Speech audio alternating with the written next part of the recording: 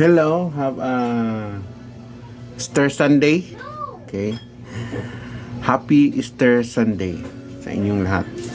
Welcome back. Balik ako sa cycle connection ko sa forward reverse na dinagdagan ko ng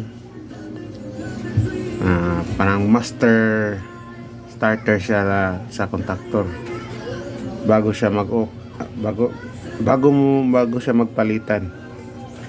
Pag start mo to, gagana agad ito. Iikot na yung dinamo. Yan. Tapos, pag natamaan na to, pag natamaan na tong anong gamit niyo, limit switch, proximity, pag natamaan niyo yan, sila na lang maglipat. Matagal akong hindi nakapag-vlog kasi busy. At saka tinamad na rin kasi nga nakakatamad din.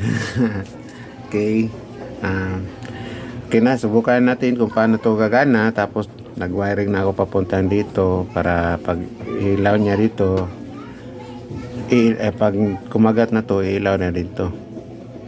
Pero sa totoo, pag sa nandun na to sa factory, motor lang. Ito lang motor. Isa lang motor tapos 3 piece. Isa lang yung dinamo, iikot siya. Forward, reverse, tapos contant siya. Okay?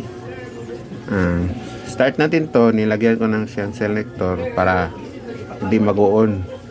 Selector lang siya. Ganyan.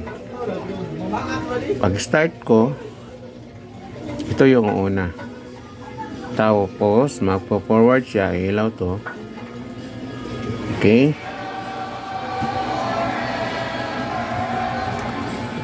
ilaw to.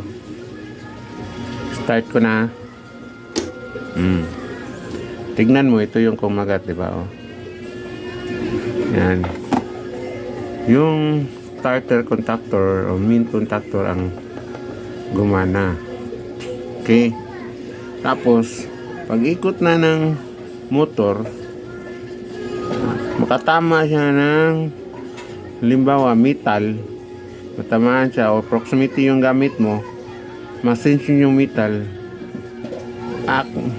mag-automatic na siyang mag-off, mag-forward. Dito na siya.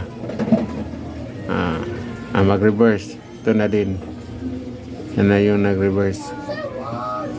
Diba? Pag makatama na din siya sa kabila ng metal dito, sila na lang yung dalawa ang magpalitan. Cycle siya. Walang hinto. Tingnan mo ito, wala na, hindi na siya gumana kasi nga pang starter lang to. Ito na lang magpapalit-palitan. Okay, yung function niya, forward reverse cycle connection. Yan, sana magustuhan ninyo yung video idea ko, tapos share ninyo yung video ko, mag-like, mag-subscribe, tapos mag-thumb up na din.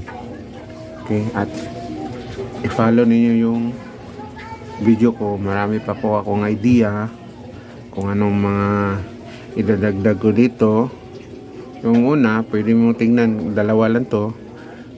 Dalawa sana to. Dalawa. Tapos ginawa kong 3. Tapos, sa sunod na video, pwede lagyan ko ng 2 timer para may delay siya bago mag palit-palitan. Kasi pag wala siyang delay, nagpapalitan sila ng ganyan, palit-palit, yung motor magja-jump, magja-jump siya kasi nga yung current niya, yung power niya sa electric continuous. Ito wala naman to, ilang 0.1 seconds palit agad. Pag nilagyan mo to ng mga relay, timer relay, set relay, pwede mo yan idagdag or ano ipangdagdag mo dito ng mga relay, ano ipandagdag mo, depende na yun sa'yo kung ano idagdag mo. Basta yung main niya, ito yun. Yung iba, mapensin mo, marami dun sa mga factory, marami dun. Yung mga motors na marami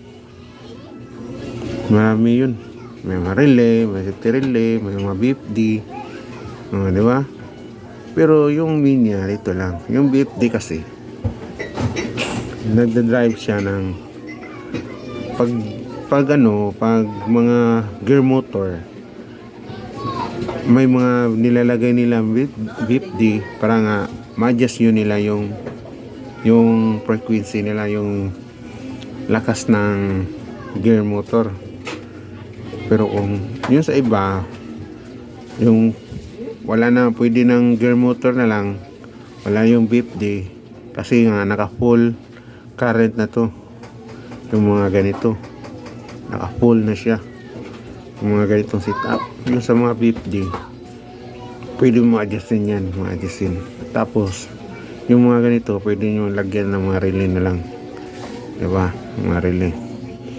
Okay, sunod na video, lagyan ko to ng mga timer. Pag hindi ako tinamad, lagyan ko to ng timer. Sa sunod na naman, timer with relay, and paano siya gumagana. Okay,